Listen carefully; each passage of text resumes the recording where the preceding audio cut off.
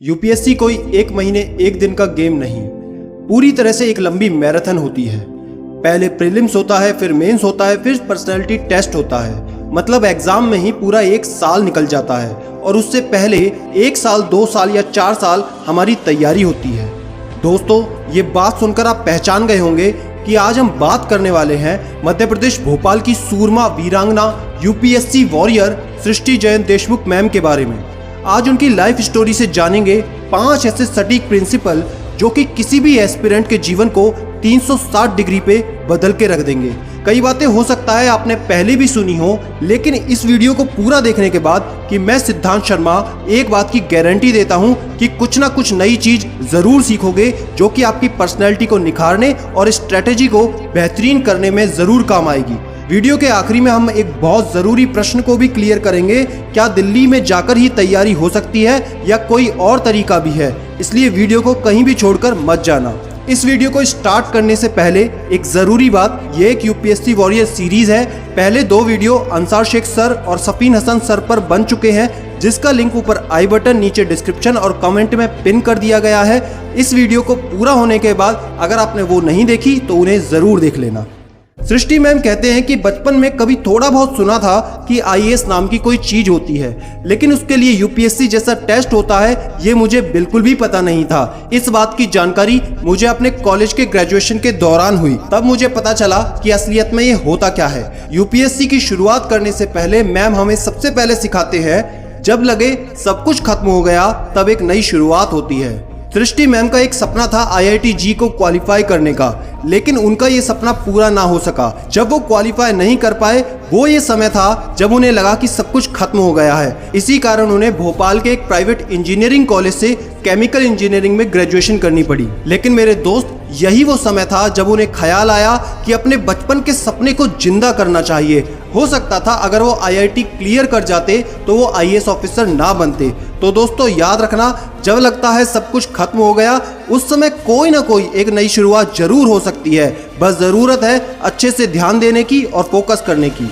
दूसरी बात जो मैम कहते हैं, कंसिस्टेंट रहिए। आपके मन में हमेशा सवाल होता होगा, कितने घंटे पढ़ना चाहिए, कितने घंटे पढ़ेंगे तो आईएएस बन जाएंगे, कितने घंटे की पढ़ाई होनी ही चाहिए। यहाँ पर सृष्टि मैम बिल्कुल साफ शब्दों में कहते हैं कि कितने घंटे पढ़ते हो ये मैटर बिल्कुल नहीं करता।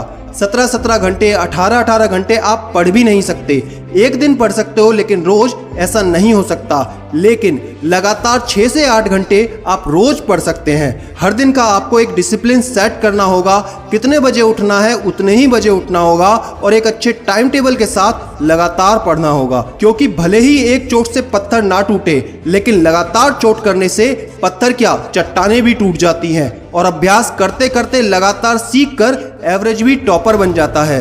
अगर आपको पढ़ाई करते वक्त कॉन्सेंट्रेट नहीं होता, लंबे समय तक आप पढ़ नहीं पाते या पढ़ा हुआ बहुत जल्दी भूल जाते हो, ऐसे ही पढ़ाई संबंधी कोई भी परेशानी अगर आपको आती है, तो आप पूरे भारत में स्टूडेंट्स को हेल्प करने के लिए स्मार्ट स्टडी कोर्स लॉकडाउन में बहुत ही अच्छे डिस्काउंट प्राइस में मिल रहा है, उसको आप जरूर ले सकते हैं। लेने के लिए इस व्हाट्सएप नंबर पर अभी संपर्क करें। तीसरी बात, सिखाने से पहले सृष्टि मैम कहते हैं कि यूपीएससी खुद में एक मैराथन रेस होती है, एक दिन का गेम नहीं होता। एग्जाम पूरे साल चलता है, इसलिए खुद को मेंटली फिट रखना बहुत जरूरी है, खुद को मोटिवेट रखना बहुत जरूरी है, जिसके लिए खुद पर भरोसा जरूर करें।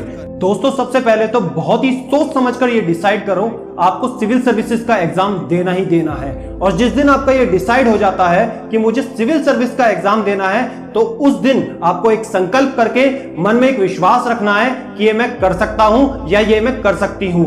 हमेशा खुद को मोटिवेट रखना सीखना ही पड़ेगा, खुद पर विश्वास रखना आपको हमेशा करना पड़ेगा। अब हम बात करेंगे सृष्टि मैम की स्ट्रेटजी के बारे में। सृष्टि मैम कहते हैं, मेरी पढ़ाई में सबसे ज्यादा फोकस मेरा रहता था करंट अफेयर्स पर, क्योंकि हो सकता है आपको हिस्ट्री बोरिंग लगे, हो सकता है ज्योग्राफी आपको बोरिंग लगे, लेकिन करंट इवेंट्स हमेशा इंटरेस्टिंग होते हैं कि अभी चल क्या रहा है, अभी हमारी सरकार ने क्या आदेश दिया है, उससे क्या इफेक्ट पड़ेगा, अंतरराष्ट्रीय रिलेशंस पर हमारे क्या प्रभाव पड़ेगा, ये जानकारी हमको वहां से मिलती है। तो न्यूज़पेपर्स और करंट अफेयर्स स्टडी ही उनका बेस रहा। और इसका दूसरा सबसे बड़ा फायदा ये होता है, जब आप करंट अफेयर्स से संबंधित पढ़ाई करते हैं तो उसमें आपको मेंस की तैयारी में भी बहुत फायदा होता है, क्योंकि अब मेंस के पेपर को लिखते समय एक दूसरे से कनेक्ट करना बहुत ज़रूरी है।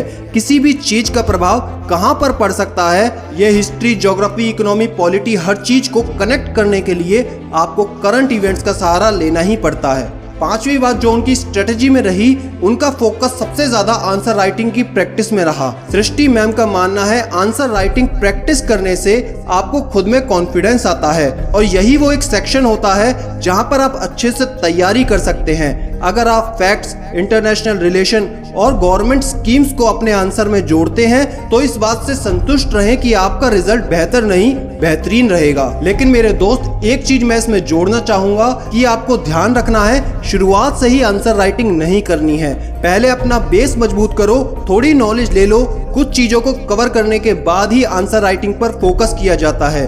क्योंकि किसी भी इंस्टीट्यूट में जाकर आंसर राइटिंग की प्रैक्टिस करवाना या ऑनलाइन स्टडी क्लासेस में टॉपिक पर आंसर को लिखवाना उस इंस्टीट्यूट के लिए बेहद ज़रूरी होता है, लेकिन आपके लिए ज़रूरी और फ़ायदा तभी करेगा जब आप एनसीईआरटी को और कुछ बेस को मजबूत कर लोगे।